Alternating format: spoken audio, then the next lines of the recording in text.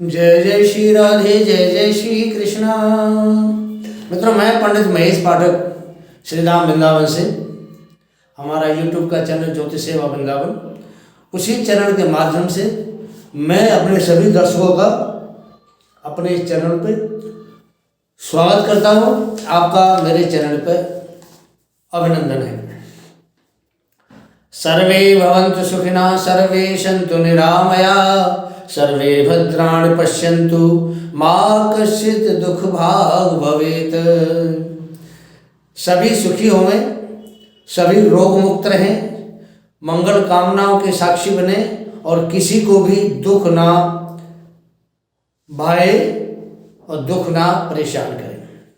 इसी कामना के साथ पाश्चात्य नव वर्ष 2024 आपको मंगलमय हो, आपके लिए शुभकामनाएं लेकर आए।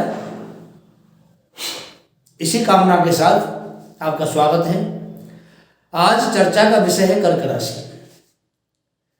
जनवरी, फरवरी और मार्च 2024 के शुरुआत के जो 3 महीने हैं, त्रैमासिक कहा जाता है इसको, त्रैमासिक भविष्यफल कर्क राशि का कैसा रहने वाला है।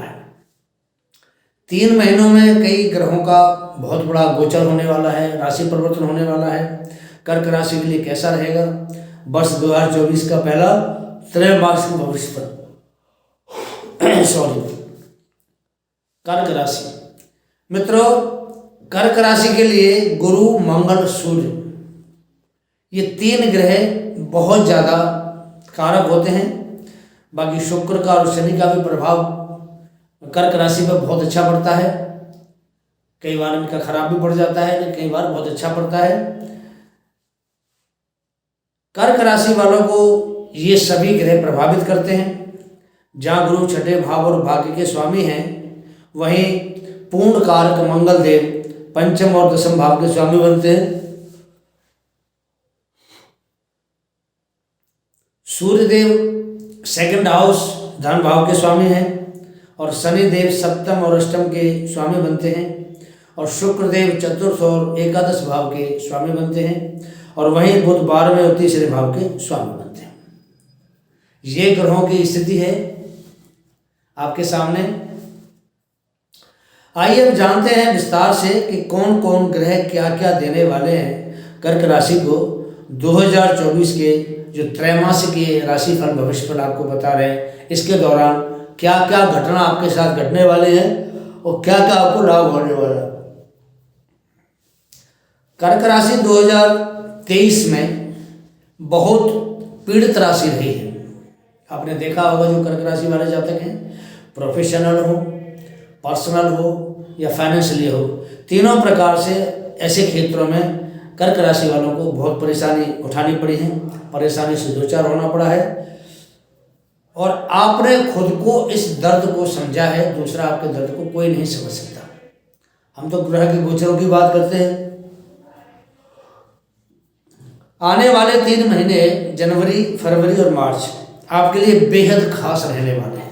पीछे जो हुआ वो वापस नहीं हो सकता, लेकिन आगे जो होने वाला है आप उस मौके का फ़ायदा उठा सकते हैं। यही आपको भविष्यफल बताने के लिए आज आपके सामने हम उपस्थित हैं। कितने खास रहेंगे ये 3 महीने,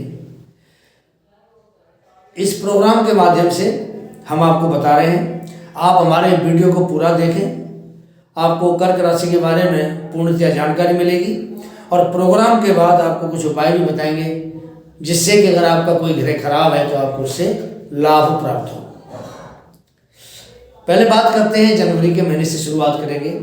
जनवरी के महीने में शुरुआत में मंगल देवता अस्त हैं। जनवरी के महीने में शुरुआत में मंगल देवता अस्त हैं और मंगल कर्क राशि वालों के लिए बहुत ज़्यादा योग कारक ग्रह बनते हैं, क्योंकि ये पंचम के स्वामी हैं और आपके एकादश भाव के स्वामी हैं, दशम भाव के स्वामी हैं। कर्मेश बनते हैं और पंचमेश बनते हैं। बहुत ज़्यादा पूर्ण रूप से इसको कारण योग कारक ग्रह माने जाते हैं जी।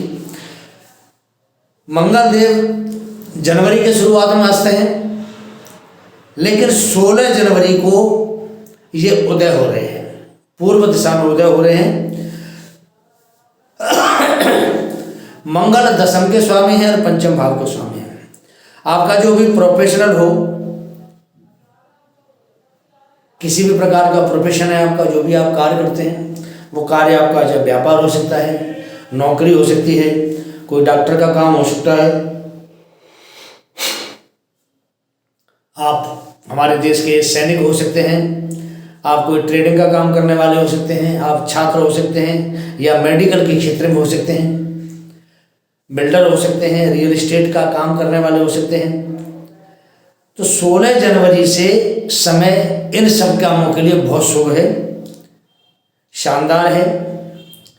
जमीन से संबंधित कामों के लिए, क्योंकि मंगल भूमि पुत्र है, जमीन संबंधित जो भी काम करने वाले हैं, कृषि के जो भी काम करने वाले हैं, ज़मीन खरीदनी है, आपने ज़मीन बेचनी है, मकान बनाना है या मकान खरीदना है या मकान बेचना है, आपको 16 जनवरी के बाद बहुत अच्छा जो समय है वो आपका शुरू हो रहा है। क्योंकि 16 जनवरी को जब मंगल उदय होंगे तो हर काम में, हर फील्ड में, हर प्रोफेशन में आपको लाभ देंगे।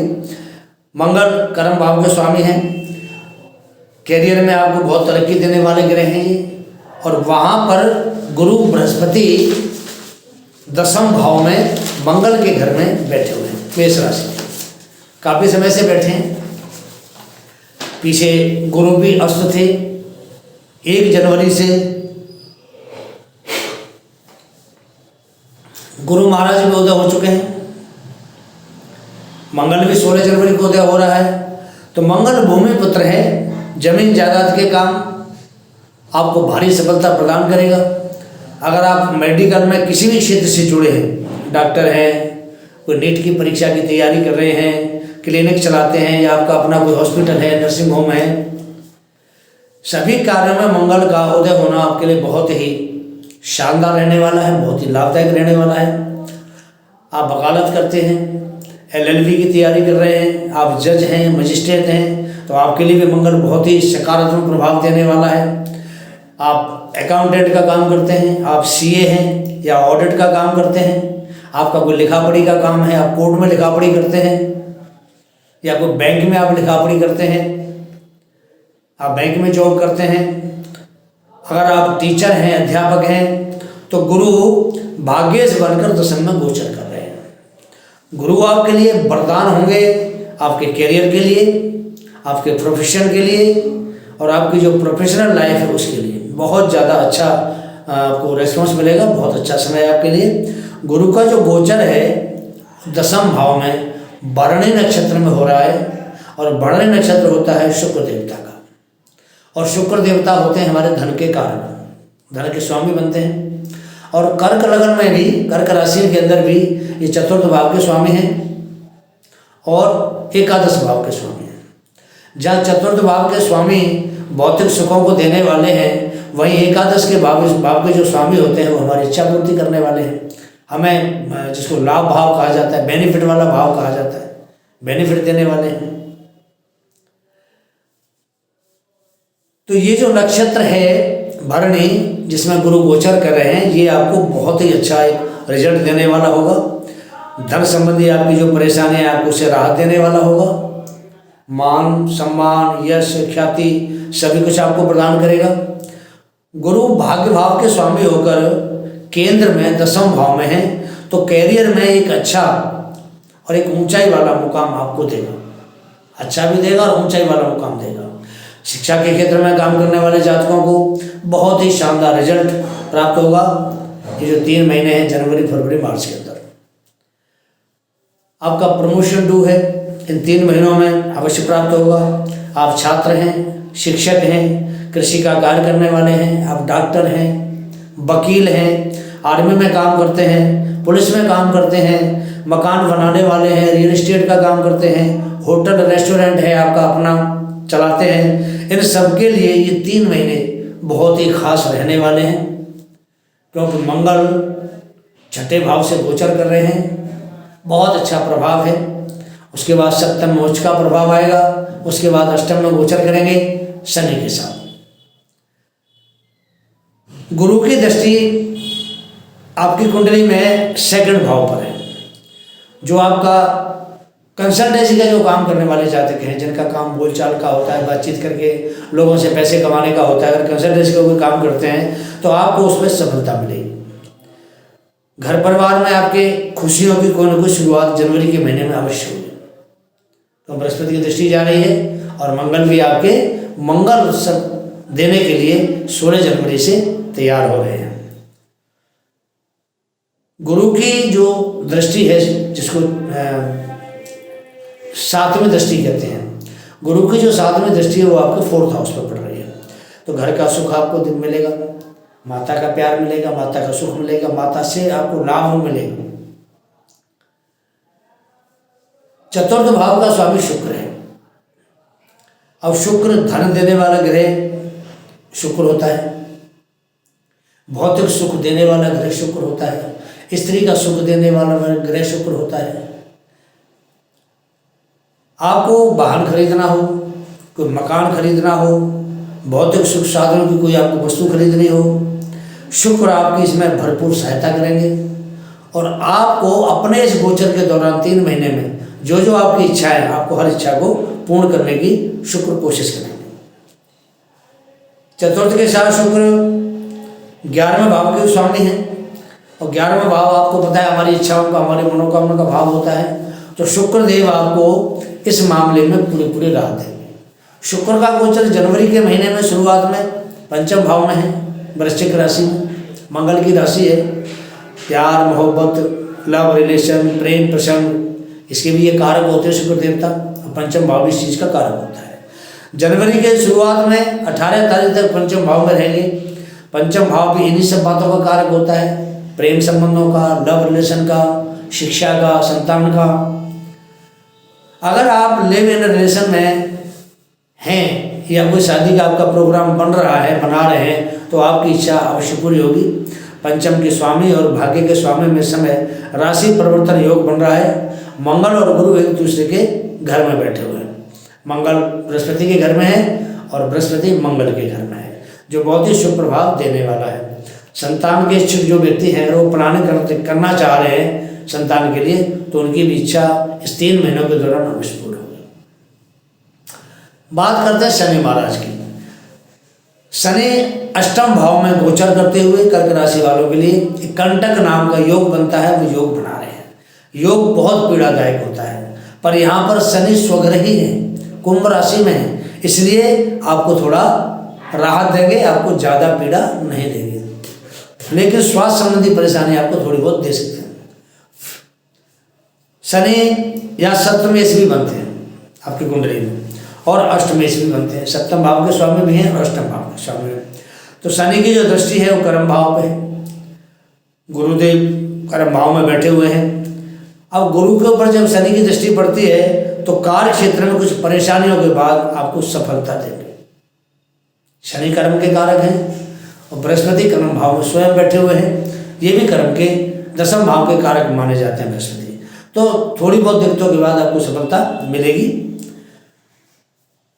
पर यहाँ एक बात है, शनि का जो अष्टम में गोचर है वो आपको थोड़ा सा आलस्य देगा, शरीर में आलस्य पैदा करेगा। और अगर आप उस आलस्य से बच गए, आपने खूब मेहनत की, तो आपको बिल्कुल भी परेशानी जिंदगी में फिर आने वाले टाइम में नहीं आएगी। मंगल का उच्च का गोचर 15 फरवरी को 6ठे भाव से 7th भाव में हो रहा है, जहाँ शनि की मकर राशि है, और मकर राशि में जो मंगल है वो उच्च का प्रभाव दिखाते हैं। मंगल 7th भाव में दिग्बली होते हैं। अगर पति पत्नी के छोटे मोटे मनमुटाव को छोड़ दे तो यहाँ मंगल का जो प्रभाव है बहुत ही उत्साहवर्धक, जोशीला, और हर काम को सलीके से करने वाला बनाएगा। दैनिक रोजगार, व्यापार, साझेदारी, इन सब में महत्वपूर्ण भूमिका मंगल देव की रहने वाली है।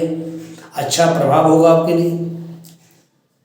आपका व्यापार अगर पिछले काफ़ी समय से, जब शनि मंगल उदय नहीं थे उससे पहले 2023 में अच्छा नहीं चल रहा था, तो 16 जनवरी के बाद जोर शोर से चलेगा और 5 फरवरी के बाद दौड़ेगा।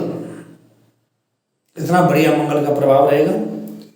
क्योंकि कर्क लग्न में मंगल और गुरु बृहस्पति ये दो ग्रह बहुत ही महत्वपूर्ण होते हैं, कारक होते हैं। हालांकि सूर्य भी कारक होता है, लेकिन गुरु और मंगल बहुत ज़्यादा अच्छा कारक प्रभाव दिखाते हैं। मंगल पंचम भाव और दसम भाव, दो भाव के स्वामी बनकर के पूर्ण कारक है। अगर बृहस्पति भाग्येश बन के कारक हैं और छठे भाव के स्वामी बन के भी कारक हैं। तो 14 मार्च को सूर्य का गोचर भाग्य भाव में रहेगा। वहाँ राहु के साथ युति सूर्य की होगी। तो ये जो राहु और सूर्य की युति ये ग्रहण योग बनाएगी। ये जो ग्रह है, ग्रह को ग्रहण करेगा, ग्रहण लगाएगा राहु। तो यहाँ पर थोड़ा सा पिता से थोड़ी अनबन आपकी हो सकती है, या पिता का थोड़ा स्वास्थ्य खराब रह सकता है, या पिता को कोई आर्थिक नुकसान राहु की वजह से हो सकता है। हालांकि नवम भाव में सूर्य पिता के कारक होते हैं, लेकिन राहु के साथ बैठने से जो शुभ फल है उसमें कहने की थोड़ी कमी होगी, और थोड़ा सा फल भी उसका आपको अच्छा नहीं मिल पाएगा। शनिदेव 11 फरवरी को अस्त हो रहे हैं। तो शनि का अस्त होने से शनि जनित जो कंटक योग बन रहा था कर्क राशि वालों के लिए, उसमें राहत मिलेगी और गुरु का सुप्रभाव ज़्यादा देखने को मिलेगा। शनि का जो प्रभाव है वो थोड़ा खराब प्रभाव थोड़ा कम हो जाएगा और गुरु का प्रभाव बढ़ जाएगा। 11 फरवरी को शुक्र का गोचर सप्तम भाव में हो रहा है, मकर राशि में। तो शनि अस्त होने से पैसे का नुकसान होने का चांस पैदा होता है। तो शनि कर्म भाव के स्वामी भी बनते हैं, सप्तमेश भी बनते हैं, तो कर्म भाव के स्वामी भी बनते हैं, कारक भी होते हैं। तो वहाँ थोड़ा जो नुकसान होने वाला है, तो जैसे ही शुक्र का गोचर मकर राशि में होगा 11 फरवरी को, शनि अस्त हो गया तो नुकसान करेगा। जैसे ही शुक्र वहाँ जाके बैठेगा तो वो आपको धन का लाभ देगा, तो बैलेंस बना के रखेगा। तो जो धन की आपूर्ति है वो आपकी बिना परेशानी के आपको आगाज जैसे चल रही थी चलती रहेगी, और वहाँ बहुत बढ़िया आपको फाइनेंशियल सपोर्ट करेगा।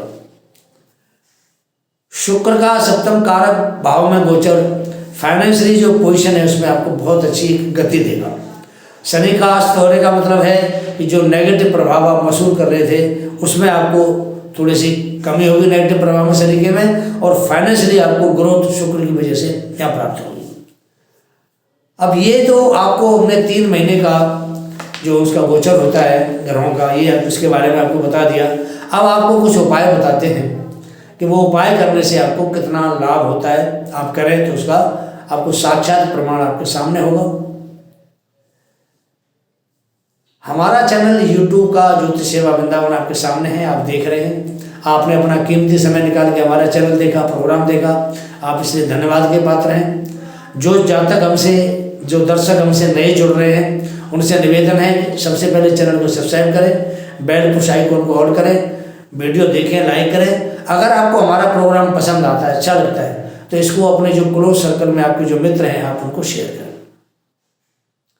हम कुंडली विश्लेषण का काम करते हैं। आप अपनी जन्म तिथि, जन्म स्थान और जन्म का समय ये हमें भेजिए और कुंडली का सटीक प्रदर्शन आपको मिलेगा। हम जेम स्टोन का भी काम करते हैं। हमारे संस्थान के द्वारा आपको उचित मूल्य पर जो ओरिजिनल रत्न होते हैं वो आपको प्रोवाइड कराए जाते हैं। लैब टेस्टेड रत्न होते हैं हमारे यहाँ। किसी प्रकार का धोखा या किसी प्रकार की कोई गलत फहमी हमारे यहाँ से आपको नहीं प्राप्त होगी। बहुत अच्छी तरीके से हम अपने जो हमारे ग्राहक उनको डील करते हैं। अभी तक कहीं से हमारे पास कोई शिकायत का मौका नहीं है जो हमने किसी को दिया, और ना ही कोई ऐसा असंतुष्ट हमारा कोई ग्राहक है जो किसी प्रकार से हमसे असंतुष्ट हो। जेम स्टोन का भी हम डीलिंग करते हैं। आपको किसी प्रकार का रत्न चाहिए, आप हमारे संस्थान से संपर्क करें। आपके सामने स्क्रीन पे हमारे नंबर आ रहे हैं, आप नंबर देख सकते हैं स्क्रीन के ऊपर। आप व्हाट्सएप बात कर सकते हैं, व्हाट्सएप चैटिंग कर सकते हैं। इसी नंबर से, इसी नाम से ज्योतिष सेवा वृंदावन से हमारा इंस्टाग्राम है, हमारा ट्विटर है, और हमारा फेसबुक आईडी भी इसी नाम से है, और हमारा फेसबुक पेज भी इसी नाम से। आप हमारे पेजों को फॉलो करें। अब आपको बताते हैं कि अगर कोई ग्रह आपकी कुंडली में खराब है तो उसका आपको क्या उपाय करना। देखिए, सबसे बड़ी बात होती है कि चंद्रमा लगने से, और लगने से ही अगर आपकी कुंडली में कहीं पाप प्रभाव में है, राहु के साथ, शनि के साथ, केतु के साथ, या कहीं 6, 8, 12 में चला गया, तो उसका बल क्षीण हो जाता है, कम हो जाता है। तो ऐसे में उसके बल को बढ़ाने के लिए, उसकी शुद्धता बढ़ाने के लिए आपको रोजाना कच्चा दूध लें थोड़ा सा, उसमें थोड़ा सा चावल, थोड़ी चीनी डालें और लाल चंदन का थोड़ा जो पाउडर आता है लाल चंदन, वो थोड़ा पाउडर डालें उसके अंदर, बाज़ार में मिल जाता है लाल चंदन का पाउडर। और ये डाल करके आप नियमित रोजाना भोले बाबा को रुद्राभिषेक दूध से करें, तो आपका जो चंद्र ग्रह है उसको बल प्रदान होगा, उसको शुभता मिलेगी और आपके लिए वो एक बहुत अच्छा साबित होगा। दूसरा उपाय बताते हैं आपको, मंगल कर्क लगन के लिए बहुत ज़्यादा योग कारक ग्रह होता है, तो ऐसे जो जातक कर्क लगन वाले हैं उनको हनुमान जी की सेवा करनी चाहिए। और महीने में एक बार, वैसे तो हर मंगलवार को करें तो बहुत अच्छा है, अगर हर मंगलवार नहीं कर सकते हैं तो महीने में एक बार इनको हनुमान जी पे चोला चलाना चाहिए, हनुमान चालीसा का पाठ करें और मंगलवार का व्रत करके हनुमान जी का आशीर्वाद प्राप्त करें। तो ये उपाय आपके लिए बहुत कारगर है।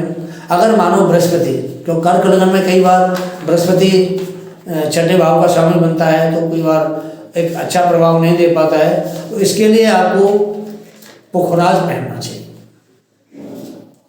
पुखराज पहनेंगे तो बृहस्पति आपके अनुकूल होगा, धन धान भाग्य आपको साथ होगा, आर्थिक स्थिति बढ़िया रहेगी, आपको ज्ञान प्राप्त होगा अगर आप पुखराज पहनेंगे, और भाग्य कभी भी आपका साथ नहीं छोड़ेगा। तो ये छोटा सा प्रोग्राम है कर्क राशि का, जनवरी फरवरी मार्च 3 महीनों का आपके सामने पेश किया। कैसा लगा आपको, अपनी राय दें। आपका जो कीमती समय हमारा प्रोग्राम देखने उसके लिए आपके लिए धन्यवाद। जय जय श्री राधे, जय जय श्री कृष्णा।